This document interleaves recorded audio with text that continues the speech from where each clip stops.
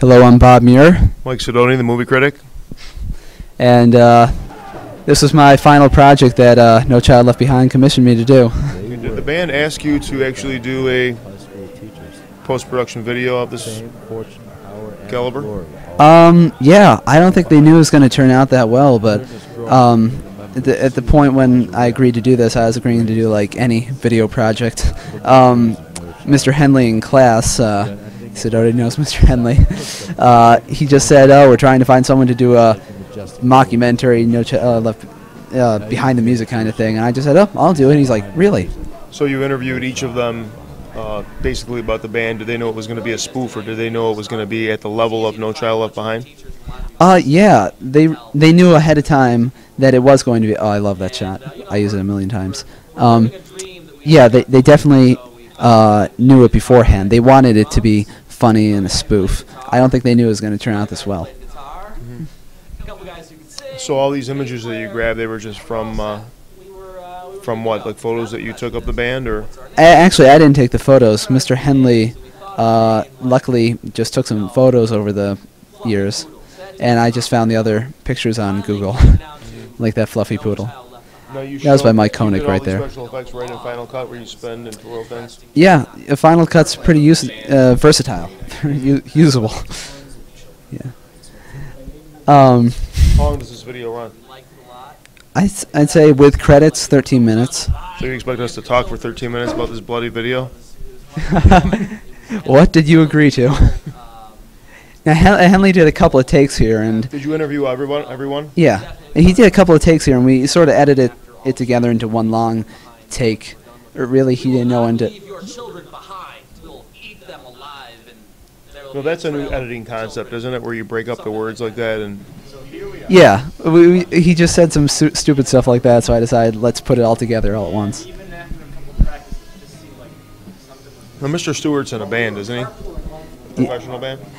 Yeah, I forget what it is. His wife plays violin in it, Mrs. Hoban.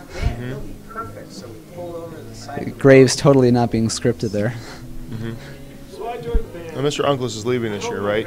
Yeah, it's a shame.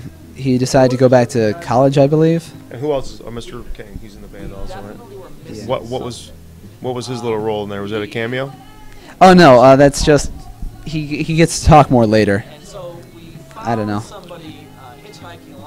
So was he the lead representative here? Because it seems like he's doing most of the talking. Well, that's just early on, and just because we wrote a script and we just said try and stick to it somehow, or if you got something better, just do that. And were you asking him questions, or was he just freely talking? Most of the time, his answers were scripted. We just wrote it down, but Mr. Henley took it to another level and just ad-libbed almost unnecessarily. We did a couple of takes of each question, therefore we just had a lot of footage with him. Now, what is this? Mr. King seems to be such a shy person, but he seems to be so overt in this band. Is that unusual, or? I never had King, so I couldn't really speak for Mr. King. Mm-hmm. In fact, I didn't have Uncless or Mr. Stewart I knew from Mrs. Hoban, and Mr. Gaby Dan Albert had. Oh, let me talk about that. Yeah, so I agreed to do this, and I was working on it, and then I realized, God, I suck at writing scripts. Like, even the script for my other movies was either very minimal or other people helped me out with it. So I asked Dan Albert, because he knew most of these guys, he loved the band like I did, do you want to work on this with me? And he said, yeah. So thank God. So I wrote the format for the script, and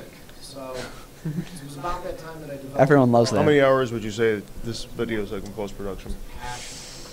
Oh God, I'm always bad at estimating time. As long as your other video? I'd say. Yeah, I'd say.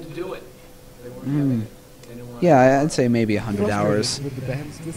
This is what I did at the end of the year, screw school, screw projects and stuff, screw eating lunch. Was it more enjoyable than the other video? I'd say yeah. I mean, it was made less for me, more for other people. This was supposed to. We showed this at senior I was recognition going to say day. there was a showcase involved here versus the other one was such a letdown because there wasn't Film Fest. I know that still disappoints me because I think people would have loved the other one. Heavily upon his wallet. He soon found himself But just resorting to desperate these measures to frames avoid where you can issues. take a photo and make it and animate it, don't you think it really makes the video come alive? It does. It's what me and Dan Albert like to call the Ken Burns effect. But Mr. Gaby was not the only member No. of the child left behind to face troubles. Soon Mr. Stewart had problems of his own. Yeah, we originally had some line written about reference to the Dream Theater drummer's drum set, and he bought that, and it's like 40 drums, and he never used them, but he came up with the Spider-Man thing, which apparently he's known for loving Spider-Man, and it's so much funnier. And you were able to put his head on there? Yeah, Dan Elliott actually helped out editing a couple of pictures for us.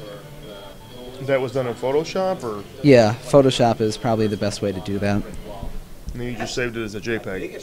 And Yeah, and then we animated it. You're amazed that we can animate photos like that. well, I just find it very. We decided to leave a hidden Interesting. camera to see how addicted Mr. Graves really This was like my sole Unfortunately, joke we found right it. here.